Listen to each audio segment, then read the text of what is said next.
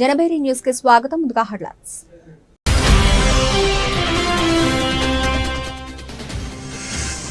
అద్భుతమైన అమరావతి సృష్టికర్తగా చంద్రబాబు నాయుడు పేరు శాశ్వతం.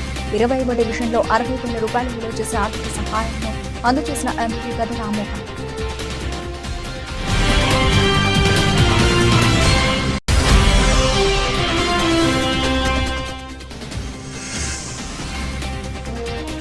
అమరావతి ఆంధ్రప్రదేశ్ అభివృద్ధికి కేంద్రం ఎప్పుడూ అండగా ఉంటుంది. బీజేపీ రాష్ట్ర మీడియా ఇన్ఛార్జ్ పాతూరి నాగభూషణ స్పష్టం.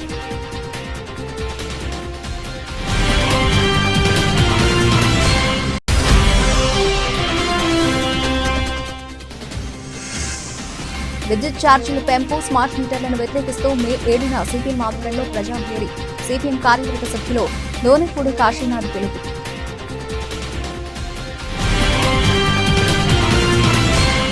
ఆంధ్రలో ఏకైక రాజధాని అయిన అమరావతి నిర్మాణానికి తాము అండగా ఉంటామని ప్రధానమంత్రి నరేంద్ర మోదీ ప్రకటించడం సంతోషకరమైన విషయమని తూర్పు నియోజకవర్గ ఎమ్మెల్యే గద్దె రామ్మోహన్ చెప్పారు. అద్భుతమైన అమరావతిని సృష్టించిన ముఖ్యమంత్రి నారా చంద్రబాబు నాయుడు పేరు చరిత్రలో శాశ్వతంగా నిలిచి ఉంటుందని ఆయన అన్నారు. శనివారం ఉదయం తూర్పు నియోజకవర్గ పరిధిలోని 20వ డివిజన్ ఎం హోటల్ ఏరియాలో ప్రజా సమస్యలపై ఎమ్మెల్యే గద్దె రామ్మోహన్ పర్యటించారు. స్థానికంగా ఉన్న సమస్యలను అక్కడి వారిని అడిగి తెలుసుకుని వాటిని పరిష్కరించాల్సిందిగా ఆయా విభాగాల అధికారులను ఆయన ఆదేశించారు. అనంతరం నిరుపేద కుటుంబాలకు చెందిన వారికి జీవనోపాధి నిమిత్తం ఎమ్మెల్యే గద్దె రామ్మోహన్ 60,000 రూపాయలు విలువ చేసే ప్లాట్ఫామ్ రిక్షా, తోపుడు బండి, టిఫిన్ బండిని తన సొంత నిధులతో కొనుగోలు చేసి వారికి ఉచితంగా అందజేశారు. టిఫిన్ బండిని రూతమ్మకు, తోపుడు బండిని సామ్రాజ్యంకు, రిక్షా బండిని సూరికి ఎమ్మెల్యే గద్దె రామ్మోహన్ స్వయంగా అందజేశారు. బీజేపీ డివిజన్ ఇన్ఛార్జ్ రాజ్ మాట్లాడుతూ పేద, బడుగు, బలహీన వర్గాలకు ఎమ్మెల్యే గద్దె రామ్మోహన్ అండగా ఉంటారని చెప్పడానికి ఆయన చేస్తున్న సేవా కార్యక్రమాలే నిదర్శనమని అన్నారు. తమకు సహాయం కావాలని అడిగిన ప్రతి ఒక్కరికి ఎమ్మెల్యే గద్దె రామ్మోహన్ తన సొంత నిధులతో సహాయం చేస్తున్నారని అన్నారు. సహాయ కార్యక్రమాలే కాకుండా సమస్య ఉందని చెప్పిన వెంటనే ఆ ప్రాంతానికి వచ్చి ఆయన స్వయంగా పరిశీలించి ఆ సమస్యను పరిష్కరిస్తున్నారని అన్నారు. గద్దె రామ్మోహన్ కుమారుడు గద్దె క్రాంతి కుమార్ కూడా ఇదే విధమైన సహాయ కార్యక్రమాలు నిర్వహిస్తున్నారని అన్నారు. ఈ కార్యక్రమంలో డివిజన్ పార్టీ అధ్యక్షులు మోటేపల్లి చిన్న, కొడాలి సాయిబాబు, గోరిపర్తి నామేశ్వరరావు, వేముల దుర్గారావు, గల్లా శ్రీను, బుజ్జమ్మ లక్ష్మి, మోటేపల్లి శివ, యేసుబాబు, వనం రెడ్డి, రాధా తదితరులు పాల్గొన్నారు. అందరికీ నమస్కారం.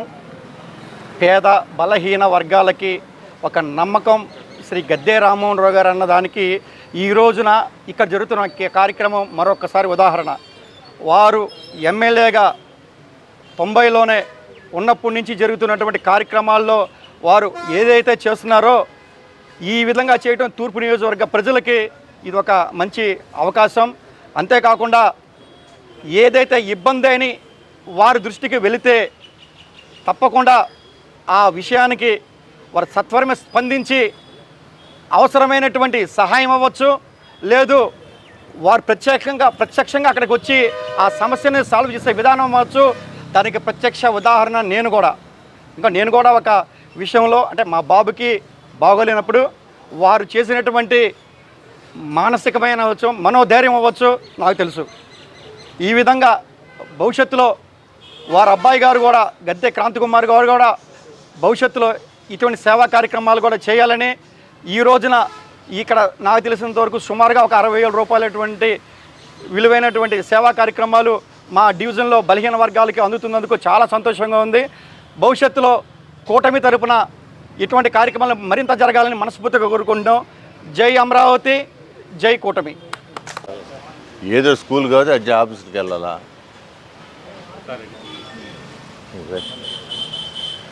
నిన్నటి కార్యక్రమాన్ని అందరం చూసాం. ఉదయం నుంచి ప్రజలు కేరింతలతో ఆ సభకి రావడం, మోడీ గారి సభకి రావటం, మోడీ గారు వీళ్ళందరినీ చూసి మనకిచ్చిన వరాలే కాకుండా రానున్న రోజుల్లో ఈ రాజధాని భారం నేను కూడా నా భుజానికి ఎత్తుకుంటానని చెప్పడం, అంతేకాకుండా మరో కార్యక్రమం కూడా అది తొందరలో విశాఖపట్నం నగరానికి వస్తానని చెప్పడం, ఏమేమి కావాలో అవన్నీ కూడా డిపిఆర్ ఇస్తే దాన్ని అన్నింటినీ కూడా ఏ విధంగా సమర్థవంతంగా పూర్తి చేయాలో కేంద్రం రాష్ట్రం కలిపి ఆలోచన చేసి పూర్తి చేద్దామని చెప్పడం, ఇవన్నీ కూడా ఆంధ్ర రాష్ట్రానికి పట్టిన అదృష్టం నేను భావిస్తున్నాను. 24లో జరిగిన ఎన్నికల్లో ప్రజలు ఇచ్చిన మ్యాండేట్కి ప్రజల్లో రాజధాని కట్టలేకపోవడం వల్ల ఎంత వ్యతిరేకత ఉందో తెలుసుకున్న ప్రజలు ఆ గత 5 సంవత్సరాలు ఉన్న ప్రభుత్వానికి కనీసం వాళ్ళకి ప్రతిపక్ష హోదా కూడా రాకుండా ఓడించడం అంటే అది చరిత్రలో చాలా అరుదుగా జరుగుతుంది. నేను అనుకోవడం భారతదేశంలో ఈ రాష్ట్రంలోనే ఆ విధంగా 2 పర్యాయాలు జరిగింది.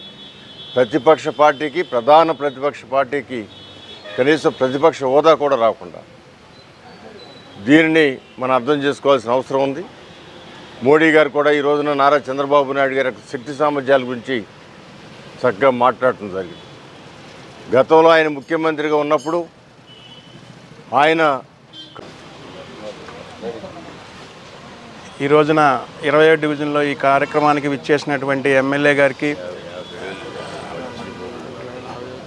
గారికి అట్లాగే ఈ డివిజన్ బీజేపీ ప్రెసిడెంట్ రాజు గారికి అట్లాగే ఇక్కడ విచ్చేసినటువంటి పెద్దలందరికీ కూడా మా ధన్యవాదాలు. అలాగే గతంలో మరి ఇప్పుడు ఎమ్మెల్యే గారు చెప్పారు గత ప్రభుత్వం గురించి. కనీసం ఈ డివిజన్లో ఉన్నటువంటి నాయకులు కానీ, ఈ ఈస్ట్లో పనిచేసినటువంటి నాయకులు కానీ పేద ప్రజల కోసం ఏ రోజు కూడా ఈ డివిజన్లో పర్యటించలేదు. ప్రతి పేదవాడికి ఏ ఒక్కడికి కూడా ఒక చిన్న స్కీమ్ అందజేయలేదు గత ప్రభుత్వంలో. మరి ఈ రోజున మన ఎన్డీఏ కూటమి నరేంద్ర మోడీ గారు, చంద్రబాబు నాయుడు గారు, పవన్ కళ్యాణ్ గారు కలిపి 2024లో ఏ వాగ్దానాలు అయితే ఇచ్చారో మరి ఆ వాగ్దానాలకి మరి మన తూర్పు నియోజకవర్గం ఎమ్మెల్యే గద్దె రామ్మోహన్ రావు గారు ప్రతి పేదవాడు కూడా శుభ్రంగా బతకాలి అని చెప్పి ఏ పేదవాడు కూడా బాధపడకూడదని మరి అన్ని డివిజన్లకి కూడా ప్రతిరోజు కూడా డివిజన్లోనే పర్యటిస్తూ ప్రతి పేదవాడికి మా డివిజన్ ప్రెసిడెంట్లు ఏ పేదవాడిని అయితే తీసుకెళ్తామో అయ్యా ఈయనకి ఆపద ఉందంటే నిరంతరం 10 నిమిషాల్లో ఆ ప్రాబ్లం సాల్వ్ చేసి వాళ్ళకి మంచి చేస్తున్నటువంటి ఎమ్మెల్యే గారికి మరొకసారి నేను ధన్యవాదాలు తెలియజేసుకుంటా ఉన్నాను. అట్లాగే మరి నారా చంద్రబాబు నాయుడు గారి ఆధ్వర్యంలో, పవన్ కళ్యాణ్ గారి ఆధ్వర్యంలో, మోడీ గారి ఆధ్వర్యంలో 2024లో ఏ వాగ్దానాలు ఇచ్చారో ఆ వాగ్దానాలన్నీ కూడా మా ఎమ్మెల్యే గారు శిరసా వహిస్తే ప్రతి ఒక్కరికి కూడా చేస్తున్నందువరకు ధన్యవాదాలు తెలుపుకుంటూ, అలాగే డివిజన్ ప్రెసిడెంట్లుగా ప్రతి ఒక్కరికి అందుబాటులో ఉండి వాళ్ళ ఆపదలు కూడా మేము ప్రతిదీ కూడా ప్రతి పని ఎమ్మెల్యే గారి దృష్టి తీసుకెళ్లి సహాయపడతామని చెప్పి తెలియజేసుకుంటూ సెలవు తీసుకుంటున్నాను. అమరావతి ఆంధ్రప్రదేశ్ అభివృద్ధికి కేంద్రం ఎప్పుడూ అండగా ఉంటుందని బీజేపీ రాష్ట్ర మీడియా ఇన్ఛార్జ్ పాతూరి నాగభూషణ స్పష్టం చేశారు. డబుల్ ఇంజన్ సర్కార్ ద్వారా అభివృద్ధి పరుగులు పడుతుందన్నారు. మోదీ, చంద్రబాబు, పవన్ కళ్యాణ్ సారథ్యంలో అభివృద్ధి సంక్షేమంతో ప్రజలకు, రాష్ట్రానికి మేలు జరుగుతుందని పేర్కొన్నారు. విజయవాడలోని బీజేపీ రాష్ట్ర కార్యాలయం నందు నిర్వహించిన మీడియా సమావేశంలో బీజేపీ రాష్ట్ర మీడియా ఇన్ఛార్జ్ పాతూరు నాగభూషణ మీడియాతో మాట్లాడారు. కూటమి ప్రభుత్వం వచ్చిన తర్వాత మోదీ 3 సార్లు ఏపీకి వచ్చారని, అమరావతి అభివృద్ధికి కట్టుబడి ఉన్నట్లు మోదీ చెప్పారన్నారు. నిన్న సభను బాహుబలి 3గా ప్రజలు చెబుతున్నారన్నారు. గత 5 ఏళ్లు రాష్ట్రాన్ని నాశనం చేసిన వైసీపీ వాళ్లు ఇప్పుడు విమర్శలు చేస్తున్నారని, అమరావతిని అభివృద్ధి చేయకుండా నాశనం చేసింది వైసీపీనే అని ఆగ్రహం వ్యక్తం చేశారు. కమ్యూనిస్టు పార్టీల నేతలు కూడా అభివృద్ధి నిరోధకులుగా మారారని, రాష్ట్రంలో పరిస్థితులు కాకుండా ఏదేదో ప్రకటనలు చేస్తున్నారని మండిపడ్డారు. మొన్న షర్మిల నోటికొచ్చిన విధంగా మోదీపై వ్యాఖ్యలు చేశారని మండిపడ్డారు. కూటమి ప్రభుత్వం జరుగుతున్న అభివృద్ధి చూసి వైసీపీ వాళ్లు ఓర్వలేకపోతున్నారన్నారు. యోగా వల్ల మానసిక ఒత్తిడిని తట్టుకుని నిలబడే అవకాశం ఉంటుందని, జూన్ 21న అంతర్జాతీయ యోగా దినోత్సవాన్ని విశాఖకు వస్తామని మోదీ హామీ ఇచ్చారని తెలిపారు. రాష్ట్రానికి 3 కొత్త పోర్టులు, 8 ఫిషింగ్ హార్బర్లు అందుబాటులోకి రానున్నాయని తెలిపారు. పత్రికా విలేకరుల సమావేశంలో విచ్చేసినటువంటి ప్రింట్ మీడియా, అదేవిధంగా ఎలక్ట్రానిక్ మీడియా అందరికీ కూడా ముందుగా నా నమస్కారాలు తెలియజేస్తా ఉన్నాను. ఈ రోజున మనం కనుక చూస్తే నిన్న ప్రధానమంత్రి నరేంద్ర మోడీ గారు, చంద్రబాబు నాయుడు గారు, పవన్ కళ్యాణ్ గారు కూటమి ప్రభుత్వం వచ్చిన తర్వాత ఎప్పుడైతే ప్రమాణ స్వీకారం అయిన తర్వాత మొట్టమొదటిసారి విజయవాడ రావడం జరిగింది. మధ్యలో ఒకసారి విశాఖపట్నం రావడం జరిగింది. విశాఖపట్నం వచ్చినప్పుడు అప్పటికి ఇప్పటికీ తేడా ఏంటంటే, అప్పుడు అక్కడ కొన్ని కార్యక్రమాలకు శంకుస్థాపనలు చేసి వెళ్ళిపోవడం జరిగింది. ఇక్కడ ఈ అమరావతి ఏదైతే గత 5 సంవత్సరాల్లో అంటే 19 నుంచి 24 వరకు ఈ రాష్ట్రంలో ఏ విధంగా 3 రాజధానులు అని చెప్పి రాష్ట్రాన్ని అభివృద్ధి చేయకుండా అరాచకాలు, అకృత్యాలు వీటన్నిటినీ చేశారో వీటికి ప్రజలందరూ విసిగిపోయి కూట ప్రభుత్వం మీద ఎంతో నమ్మకంతో ఓట్లు వేసి 164 సీట్లు ఇవ్వడం జరిగింది. నిన్న ఇంత హడావుడిగా ఇప్పుడు పెట్టడానికి ఏంటంటే కారణం, రాత్రి నుంచి వైసీపీ వాళ్ళు మాట్లాడుతూ ఉన్నారు. ప్రధానమంత్రి మోడీ గారు ఏమీ అనౌన్స్ చేయలేదని. వాళ్ళకి అసలు అనౌన్స్మెంట్ గురించి తెలిస్తే మాట్లాడాల. ఇంత చక్కగా ఒక పాంప్లెట్లో ఏమేమి రోడ్లు వేసాం, ఏమేమి దీనికి సంబంధించినటువంటి ప్రోగ్రాములు చేశాం, చక్కగా రాష్ట్ర ప్రభుత్వం కేంద్ర ప్రభుత్వ సహకారంతో ఏమేం చేసాం అనేది చక్కగా ఇచ్చారు. ఇవి కాక దీంట్లో శంకుస్థాపనలు ఏం చేసాం, మన అమరావతిలో ఏమేం చేసాం అనేది కూడా చక్కగా ప్రింట్ వేసాం. నేను అడుగుతున్న వైసీపీ నాయకులను కానీ కాంగ్రెస్ పార్టీని కానీ, మీ జీవితంలో ఎప్పుడైనా ఈ విధంగా ఒక కార్యక్రమం పెట్టి పూర్తయిన పనులువి, శంకుస్థాపనలు ఇవి ప్రోగ్రెస్లో ఉన్నాయని ఎప్పుడైనా చేయగలిగారా? ఈ 5 సంవత్సరాలు ఏ రోజైనా సరే వైఎస్ జగన్మోహన్ రెడ్డి మీ పార్టీ నాయకులు కానీ మంత్రులు కానీ ఈ విధంగా చేశారా? ఇది చేయకపోగా మళ్ళీ ఈ రోజున ఈ రాష్ట్రం అభివృద్ధి చెందుతుంది. నిన్న క్లియర్గా చెప్పారు మోడీ గారు, ఈ రాష్ట్రం వాళ్ళ పేపర్లో రాశారు, మళ్ళీ రాయటం కూడా, దేశానికి ఇంజిన్ లాంటిది అమరావతి ఈ రాష్ట్రం. అంటే ఇంజిన్ లేకపోతే ట్రైన్ కదలదు. జీడిపిలో గ్రోత్లో ఇది పెద్ద భాగస్వామ్యం కాబోతూ ఉంది అని ప్రధానమంత్రి గారు చెప్పారు. 58,000 కోట్ల రూపాయలు అక్కడ నిన్న కార్యక్రమాలకి అసెంబ్లీ అవ్వచ్చు, కోర్టులు అవ్వచ్చు, రోడ్లు అవ్వచ్చు, సచివాలయం అవ్వచ్చు, భారతదేశంలో ఒక పాత ఇంటిని మళ్ళా రిపేర్ చేయాలంటే చాలా కష్టం. కానీ కొత్త ఇల్లు కట్టుకోవడం చాలా ఈజీ.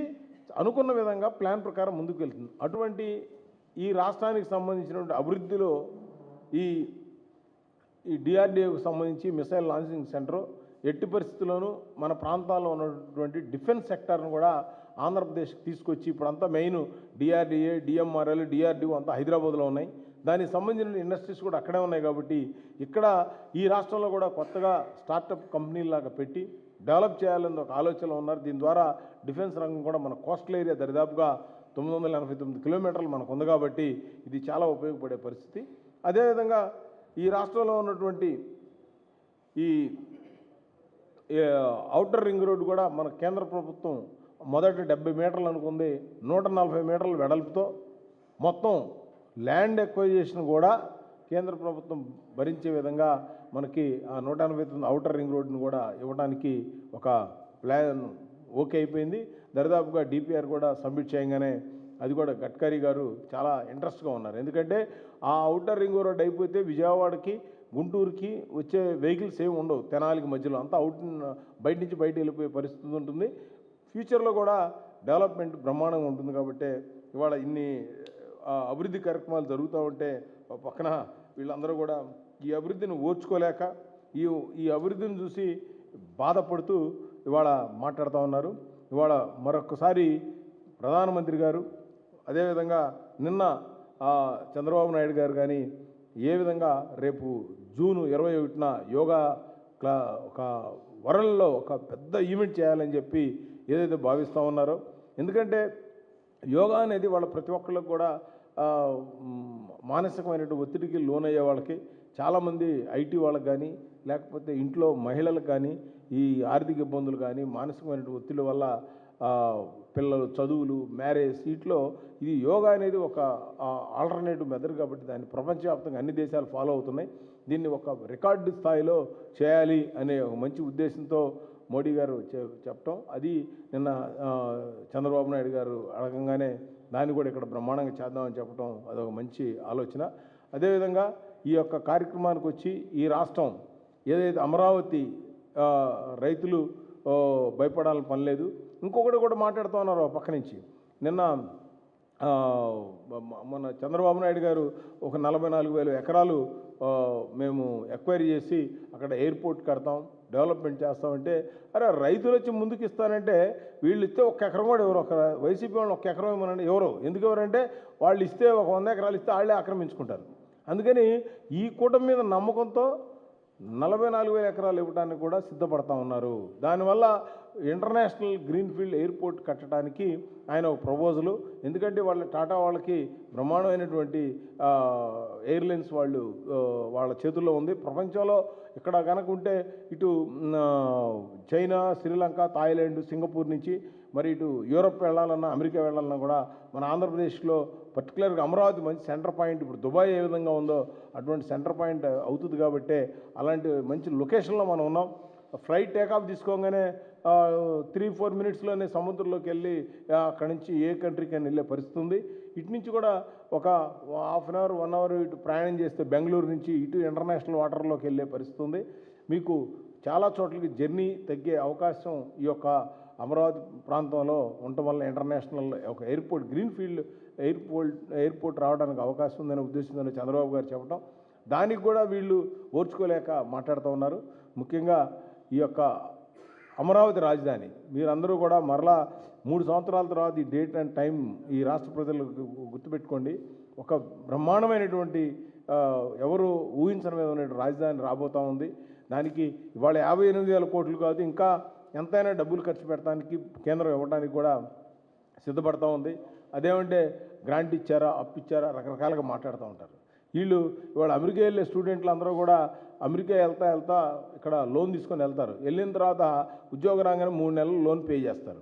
ఇక్కడ జిఎస్టీ పెరిగితే ఆటోమేటిక్గా జనాల్లో పర్చేసింగ్ పవర్ పెరుగుతుంది, రాష్ట్ర రెవెన్యూ పెరుగుతుంది, రాష్ట్రంలో ఉన్నటువంటి అన్ని రకాలైన వనరులు పెరుగుతాయి. కాబట్టి ఒక పక్కన మనకి 3 కొత్త పోర్టు రాబోతూ ఉన్నాయి.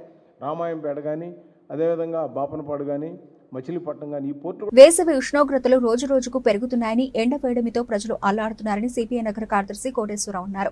ప్రభుత్వం నగరపాలక సంస్థ చలివేంద్రాలు, మజ్జిగ కేంద్రాలు ఏర్పాటు చేస్తున్న విస్తృత స్థాయిలో అన్ని చోట్ల ఏర్పాట్లు చేయడం సాధ్యం కాకపోవచ్చునని అన్నారు. దాతలు, స్వచ్ఛంద సంస్థలు ముందుకు వచ్చి చలివేంద్రాలు, మజ్జిగ కేంద్రాలు ఏర్పాటు చేయాలని కోరారు. సింగనగర్ కృష్ణ హోటల్ సెంటర్లో సిపిఐ 58వ డివిజన్ శాఖ ఆధ్వర్యంలో ప్రశాంతి హాస్పిటల్ సౌజన్యంతో ఫ్రూట్ సలాడ్, మజ్జిగ, టోపీలు పంపిణీ కార్యక్రమాన్ని నిర్వహించారు. ఈ కార్యక్రమానికి సిపిఐ నగర కార్యదర్శి కోటేశ్వరరావు, ప్రశాంతి హాస్పిటల్ వైద్యులు ప్రశాంతి, రవీంద్రారెడ్డి, భాస్కర్రావు ప్రారంభించారు. బాటసార్లకు ఫ్రూట్ సలాడ్ పంపిణీ చేశారు. సందర్భంగా కోటేశ్వరరావు మాట్లాడుతూ వేసవిలో ఉష్ణోగ్రత అధికంగా ఉంటుందని వాతావరణ శాఖ హెచ్చరిస్తోందని అన్నారు. రోజు రోజుకు ఎండ తీవ్రత పెరుగుతోందని, ప్రజలు ఇబ్బందులు పడుతున్నారని చెప్పారు. విజయవాడ సెంట్రల్ నియోజకవర్గం 58వ డివిజన్ శాఖ ఆధ్వర్యంలో ప్రశాంతి సూపర్ స్పెషాలిటీ వారి సౌజన్యంతో ఫ్రూట్ సలాడ్, మజ్జిగ, టోపీలు పంపిణీ చేసినట్లు తెలిపారు. ప్రభుత్వ నగరపాలక సంస్థ చలివేంద్రాలు, మజ్జిగ కేంద్రాలు ఏర్పాటు చేస్తున్న విస్తృత స్థాయిలో అన్ని చోట్ల ఏర్పాట్లు చేయడం సాధ్యం కాకపోవచ్చునని అన్నారు. దాతలు, స్వచ్ఛంద సంస్థలు ముందుకు వచ్చి చలివేంద్రాలు, మజ్జిగ కేంద్రాలు ఏర్పాటు చేయాలని కోరారు. ఇక ముందు కూడా అందరి సహాయ సహకారాలతో చేస్తామని చెప్పారు. నగరపాలక సంస్థ చలివేంద్రాలను ఏర్పాటు చేస్తుందని, తాగునీరు ఒక్కటే కాకుండా మజ్జిగ కూడా పంపిణీ చేయాలని కోరారు. ఈ ఏడాది ఎండ తీవ్రత విపరీతంగా ఉంటుందని చెప్పి వాతావరణ శాఖ హెచ్చరిస్తూ ఉన్నది. ఉదయం 12 గంటల నుంచి మధ్యాహ్నం 12 నుంచి సాయంత్రం 4 గంటల వరకు ఎండలో పాదచారులు, వాహనదారులు ఎక్కువ సంచరించకుండా తగు జాగ్రత్తలు తీసుకోవాలని సూచిస్తూ ఉంది. ఇదే క్రమంలో మరి నగరంలో అనేక రకాలైనటువంటి చలివేంద్రాలు నగరపాలక సంస్థ ఏర్పాటు చేసినటువంటి చలివేంద్రాలు సరిపోకపోవడంతో మరి దాహార్తిని తీర్చేటటువంటి పరిస్థితి లేకుండా పోయింది. ఈ రోజున 58వ డివిజన్ సిపిఐ ఆధ్వర్యంలో కృష్ణా హోటల్ సెంటర్లో ప్రశాంతి సూపర్ స్పెషాలిటీ హాస్పిటల్ వారి యొక్క సహకారంతో మా 58వ డివిజన్ శాఖ వారు ఫ్రూట్ సలాడ్స్, మజ్జిగ పంపిణీ, అలాగే టోపీలు కూడా పంపిణీ కార్యక్రమాన్ని చేపట్టడం అభినందనీయం. ఈ రకమైనటువంటి చలివేంద్రాలు, ఫ్రూట్ సలాడ్ కార్యక్రమాలు, మజ్జిగ పంపిణీ కేంద్రాలు మరింతగా ఎక్కువ మంది వ్యక్తులు, అలాగే స్వచ్ఛంద సేవా సంస్థలు ముందుకు రావాలని చెప్పి సిపిఐగా అభినందిస్తూ సిపిఐగా ప్రభుత్వాన్ని, నగరపాలక సంస్థని కోరుతా ఉన్నాం. ఈ రోజున భారత కమ్యూనిస్ట్ పార్టీ సిపిఐ 58వ డివిజన్ ఆధ్వర్యంలో కృష్ణా హోటల్ సెంటర్లో వేసవి సందర్భంగా ప్రజల దాహార్తిని కొంచెమైనా తీరుద్దామనే సదుద్దేశంతో ఇక్కడ మజ్జిగ కానీ, పుచ్చకాయ మొక్కలు, కరిపుచ్చకాయ మొక్కలు, అలాగే సపోటాకాయ మొక్కలు, అలాగే ప్రజలకు నెత్తిమీద పెట్టుకోవడానికి టోపీలు కూడా పారిశుద్ధ్య కార్మికులకు కానీ, మిగిలిన వాళ్ళ సెంటర్లో ఉన్న ప్రజలకి, పాదచారులకి అందరికీ కూడా సుమారుగా 1000 మందికి దాకా ఇక్కడ పంపిణీ చేస్తున్నాము. ఈ కార్యక్రమం గత 10-15 సంవత్సరాల నుంచి కూడా ఈ సింగనగర్ ప్రాంతంలో అన్ని సెంటర్లో కూడా పార్టీ అండదండలతో మా యొక్క 58వ డివిజన్ శాఖ ఆధ్వర్యం అండదండలతో దాతల సహాయ సహకారాలతో ఈ కార్యక్రమాలు చేస్తున్నాము. ఇలాగే ఇక ముందు కూడా చేస్తామని చెప్పేసి కేవలం మేము ధర్నాలు పోరాటాలు సమ్మెలే కాకుండా సేవా కార్యక్రమాల్లో కూడా 58వ డివిజను ఎప్పుడూ కూడా ముందుంటుందని చెప్పి ప్రజలందరికీ కూడా తెలుసు. ఆ విధంగా చేస్తున్నాము. అలాగే ఈ సందర్భంగా మరి పక్కన స్టేడియం ఉంది. ఉదయం పూట సీనియర్ సిటిజన్స్ మరి వాకింగ్ చేసుకోవడానికి ఒక ట్రాక్ గత ప్రభుత్వం ఏర్పాటు చేసింది. కానీ చిన్నపాటి వర్షం వస్తే ఆ ట్రాక్ నడవడానికి 4 రోజుల వరకు నడవడానికి అవకాశం లేదు. మరి ఇప్పుడు ఉన్న ఎమ్మెల్యే బోండా ఉమామేశ్వరరావు గారికి కమిషనర్ గారికి ఈ యొక్క విషయము చెప్పాము. అయితే వాళ్ళు వచ్చి మన కమిషనర్ గారు వచ్చి పరిశీలన చేశారు. తర్వాత పనులు స్టార్ట్ చేస్తామని చెప్పారు. స్టార్ట్ చేయాలి. మేము కోరేది ఏంటంటే ఏదో ఉడతగా మొక్కుబడిగా చేయొద్దు. చక్కగా సక్సెస్ఫుల్గా ఎంత వర్షం వచ్చినా మరి ప్రజలు సీనియర్ సిటిజన్స్ నడవటానికి వీలుగా ట్రాక్ని ఏర్పాటు చేయవలసినగా సిపిఐగా మేము డిమాండ్ చేస్తున్నాం. విద్యుత్ ఛార్జీలు పెంపు స్మార్ట్ మీటర్లను వ్యతిరేకిస్తూ మే 7న సిపిఎం ఆధ్వర్యంలో ప్రజాబేరీ నిర్వహిస్తున్నట్లు సిపిఎం కార్యవర్గ సభ్యులు దోనపూడి కాశీనాథ్ తెలిపారు. విద్యుత్ సౌద దగ్గర నిరసన కార్యక్రమం నిర్వహిస్తామని, కూటమి ప్రభుత్వం విద్యుత్ అక్రమ ఒప్పందాలు రద్దు చేసుకునే వరకు తమ పోరాటం కొనసాగుతుందని స్పష్టం చేశారు. విద్యుత్ సౌద వద్ద జరిగే ధర్నాలో ప్రజలు భారీ ఎత్తున పాల్గొనాలని పిలుపునిచ్చారు. విద్యుత్ ఛార్జీల పెంపు స్మార్ట్ మీటర్లను వ్యతిరేకిస్తూ నగరంలోని శ్రీశ్రీ భవనం నందు సిపిఎం ఆధ్వర్యంలో మీడియా సమావేశం నిర్వహించారు. సమావేశంలో సిపిఎం కార్యవర్గ సభ్యులు దోనపూడి కాశీనాథ్ పాల్గొని మాట్లాడారు. విద్యుత్ ఛార్జీలకు వ్యతిరేకంగా ప్రజల నుండి 2 లక్షల సంతకాలను సేకరించామని, గత వైసీపీ ప్రభుత్వం 32,000 కోట్లు విద్యుత్ భారాలు మోపిందన్నారు. కూటమి ప్రభుత్వం వాటిని రద్దు చేయకుండా అదనంగా భారాలు మోపుతోందన్నారు. కూటమి ప్రభుత్వం 10 నెలల కాలంలో 15,000 కోట్ల రూపాయలు ప్రజలపై భారం మోపిందని, 4 రకాల సర్దుబాటు ఛార్జీల పేరుతో ప్రజలను దోచుకుంటున్నారని పేర్కొన్నారు. అదానీతో అక్రమ ఒప్పందం చేసుకుని 1.80 లక్షల కోట్ల రూపాయలు 25 ఏళ్ల పాటు వసూలు చేసే నిర్ణయం మీకు ఎవరిచ్చారని, షిరిడి సాయి ఎలక్ట్రికల్స్ జగన్ బినామీ కంపెనీ అని టీడీపీ చెప్పిందన్నారు. మరి అదే కంపెనీని ఇంకా కొనసాగిస్తున్నారో చంద్రబాబు చెప్పాలని నిలదీశారు. స్మార్ట్ మీటర్లు పెడితే పగులు కొట్టాలని ఆనాడు తండ్రి కొడుకులు చెప్పారని, ఇప్పుడు అవే స్మార్ట్ మీటర్లను ఈ కూటమి ప్రభుత్వం అమలు చేస్తోందని విమర్శించారు. విద్యుత్ అక్రమ ఒప్పందాలు రద్దు చేసుకునే వరకు తమ పోరాటం కొనసాగుతుందని, మే 7వ తేదీన విద్యుత్ సౌదా వద్ద జరిగే ధర్నా ప్రజలు పాల్గొనాలని పిలుపునిచ్చారు. ఇచ్చాడు కదా, పెట్టుకుని తప్పడంతమంది ఇచ్చాడు. శ్రీ సుబ్రహ్మణ్యేశ్వర స్వామి కారణ జన్ముడు, తారకాసుర సంహారం కోసం జన్మించినవాడు.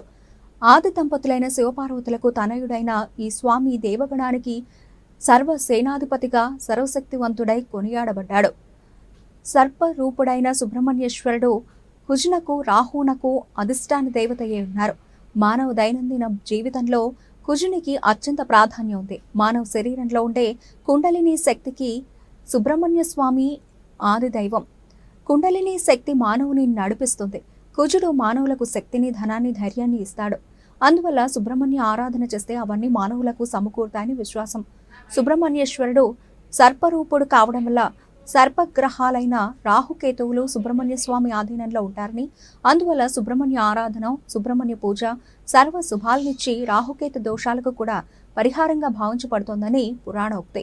షష్ఠి నాడు శ్రీ వల్లీదేవసేన సమేత సుబ్రహ్మణ్య స్వామి కళ్యాణం జరిపించడం, వీక్షించడం వల్ల అవివాహితులకు వివాహ సంబంధ ఆటంకాలు తొలగి వివాహాలు జరిగి సత్సంతానం కలుగుతుందని పెద్దలు చెబుతున్నారు. విశిష్టమైన ఇంద్రకీలాద్రి క్షేత్రంలో షష్ఠి రోజున సుబ్రహ్మణ్య స్వామి కళ్యాణం జరిపించిన వారికి సత్సంతాన ప్రాప్తి, రాబోయే తరాల వారికి కూడా సంతానలేమి లేకుండా వంశాభివృద్ధి జరుగుతుందని భక్తుల విశ్వాసం.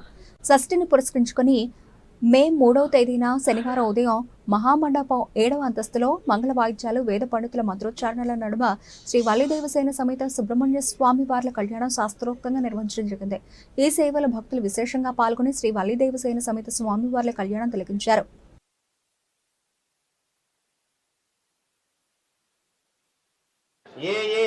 గ్రహాః అరిష్ట స్థానేషు స్థితాః తైః క్రియమాణ వర్తమాన వర్తిష్యమాన ఆగామి సూచిత సకలగండ దుర్దోష పరిహారార్థం మమ కుమారస్య కుమార్యాః అతిశీఘ్రాతి శీఘ్రమేవ పాణిక ప్రాప్త్యర్థం లోక కళ్యాణార్థం స వల్లీ దేవసేన సుబ్రహ్మణ్యేశ్వర స్వామి దివ్యలీలా కళ్యాణ ఆక్ష్యం कर्म करिष्ये मे मनव्यस्थल सिद्ध्यर्थं चस्ति पुण्याः वाचनं करिष्ये आदौ महागणाधिपति पूजां करिष्ये तदङ्ग कलशाराधनं करिष्ये कलशोदकेन गन्धपुष्पाक्षतैरभ्यर्च्य कलशस्य मुखे सौजाग्रा सर्वे तत्तद्वैवा वृन्दः भर्गवे दोधे सर्वे तत्साम वेदो सर्वण हंगे सिद्धा सर्वे कलशां प्रथमास्तदाः कलशे सुधाति पवित्र परिशुद्धे जोक्षते आपो वायुं सर्वं विश्वा भूतान्यो प्राणाभाव प्रतिभाव वर्णभाव प्रतिभाव तुम्राणाव विराणाव प्राणानैवेद्यास्थानमुपपयते स्थिरो भव वरदो भव तुमको भव सुप्रसन्नो भव विराजनं गुरु ध्यानं गणानां द्वा गणपतिं हवामहे कविं कवीनावस्त्रवस्त्वं ज्येष्ठराजं ब्रह्मणां ब्रह्मणस्पदानस्तुन्दन्नोतभिद्येतदादनं श्रीमहागणाधिपते नमः ध्यायामि आवाहयामि सुवर्णरत्नखचितसिंहासनं అమరావతి రాజధాని పునర్నిర్మాణ సభలో మోదీ చేసిన వ్యాఖ్యలు ఆంధ్రుల ఆశలపై నీళ్లు చల్లేలా ఉన్నాయని సిపిఎం రాష్ట్ర కార్యవర్గ సభ్యులు సిహెచ్ బాబురావు విమర్శించారు. గత వైసీపీ ప్రభుత్వం మాదిరి అధికార పార్టీ కూడా మోదీ భజన చేస్తోందని విమర్శించారు. రాజధాని అభివృద్ధిపై చంద్రబాబు ప్రభుత్వం అఖిలపక్ష సమావేశం ఏర్పాటు చేయాలని బాబురావు డిమాండ్ చేశారు. ప్రధానమంత్రి నరేంద్ర మోదీ రాష్ట్రంలో పర్యటించడం వలన రాష్ట్రానికి మేలు జరిగిందేమీ లేదని, ప్రధాని వ్యాఖ్యలు ఆంధ్రుల ఆశలపై నీళ్లు చల్లేలా ఉన్నాయని సిపిఎం రాష్ట్ర కార్యవర్గ సభ్యులు సిహెచ్ బాబురావు విమర్శలు గుప్పించారు. శ్రీశ్రీ భవన్ నందు నిర్వహించిన మీడియా సమావేశంలో ఆయన మాట్లాడారు. రాజధాని అమరావతి పునఃప్రారంభ కార్యక్రమానికి ప్రధానమంత్రి నరేంద్ర మోదీ వచ్చి వెళ్లడం వలన రాష్ట్ర ప్రజలకు ఒరిగిందేమీ లేదన్నారు. అభివృద్ధికి కేంద్రం ఇవ్వాల్సిన నిధుల గురించి ప్రధాని వివరించకుండా యోగా దినోత్సవం గురించి మాట్లాడడం రాష్ట్ర ప్రజలను నిరాశపరిచిందన్నారు. సభ ప్రారంభమైనప్పటి నుండి ముగిసేంత వరకు వారి భజన సరిపోయింది కానీ ప్రజలకు ఎటువంటి లబ్ధి చేకూరే అంశాలను ప్రస్తావించలేదని విమర్శించారు. గత వైసీపీ ప్రభుత్వం మాదిరి అధికార పార్టీ కూడా మోదీ భజన చేస్తోందని విమర్శించారు. ప్రజల పక్షాన పోరాడడానికి సిపిఎం ముందు ఉంటుందని, అఖిలపక్ష సమావేశం ఏర్పాటు చేస్తే రాజకీయంగా విభేదాలు ఉన్నప్పటికీ తమతో కలిసి రాజధాని అమరావతి పునర్నిర్మాణానికి కృషి చేస్తామని స్పష్టం చేశారు. నిన్ననే భారత ప్రధాని బీజేపీ నేత కూటమి ప్రభుత్వాన్ని ఆశీర్వదించడానికి చంద్రబాబు నాయుడు గారికి, పవన్ కళ్యాణ్ గారికి తమ ఆశీస్సులు అందజేయడానికి అమరావతి విచ్చేశారు. కొన్ని వేల సంఖ్యలో జనాన్ని బస్సుల మీద, ఆర్టీసీ బస్సుల మీద తరలించి, వివిధ విద్యాలయాల బస్సుల మీద తరలించి జనాన్ని చూపిస్తే ఆంధ్రదేశ ప్రజానీకాన్ని, ఈ ఆదరైనటువంటి ప్రజానీకాన్ని చూసి మోడీ గారు ఉబ్బి తప్పిపై ఇవ్వాల్సినవన్నీ ఇచ్చేస్తాడు, రావాల్సినవన్నీ రాబట్టేసుకోవచ్చు, సంచి బుధానేసుకుని తిరిగి సచివాలయానికి చేరుకోవచ్చు అని చెప్పి ముఖ్యమంత్రి, ఉప ముఖ్యమంత్రి అనుకున్నారని చెప్పని అనుకుంటే పొరపాటు. అనుకోలా. వాళ్ళకి తెలుసు మోడీ ఇవ్వడని. కానీ మోడీని రప్పిస్తే, తన ఆశీస్సులుంటే, ఉప ముఖ్యమంత్రి గారి అండదండలతో ముఖ్యమంత్రి గారి స్థానం పదిలంగా ఉంటుందని చెప్పనేటువంటి ఆలోచనతో చేసినటువంటిదేమోనని అనిపిస్తూ ఉంది. ఆయన గతంలో వచ్చాడు, గుప్పెడు మట్టి చెంబుడు నీళ్లు ఇచ్చాడు. ఇప్పుడు వచ్చాడు, మీ అందరికీ అండదండలు ఇస్తానని చెప్పనని చెయ్యూపి చెప్పాడు. మీ అమరావతికి అండదండగా ఉంటానని చెప్పాడు. రాజధానికి అండగా ఉంటానని చెప్పాడు. గత మాటలే ఇప్పుడు తిరిగి వదిలివేశాడు తప్ప ప్రధానమంత్రి గారు కొత్తగా పుట్టినటువంటిది, వచ్చినటువంటిది ఏమీ లే. కనీసం రాజధానికి చట్టబద్ధత కల్పించాలని చెప్పనేటువంటి ఆ వరడు కూడా, ఆ మాట కూడా వాడేటువంటి పరిస్థితి ప్రధానమంత్రి మోడీ గారు చేయలా. ప్రత్యేక హోదా ఊసెత్తల, రైల్వే జోన్ అలాగే ఉంది, కడప ఉక్కు అదే రకంగా ఉంది. బులెటిన్ ముగించే ముందు హెడ్లైన్స్ మరోసారి.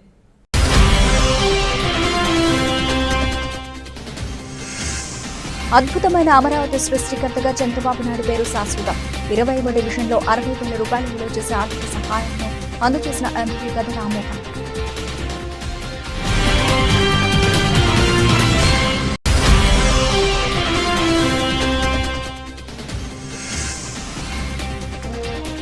అమరావతి ఆంధ్రప్రదేశ్ అభివృద్ధికి కేంద్రం ఎప్పుడూ అండగా ఉంటుంది. బీజేపీ రాష్ట్ర మీడియా ఇన్ఛార్జ్ పాతూరి నాగభూషణ స్పష్టం.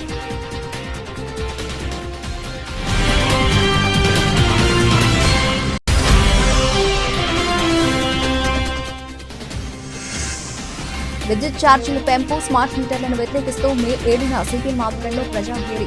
సిపిఎం కార్యవర్గ సభ్యులు దోనెపూడి కాశీనాథ్ పిలుపు.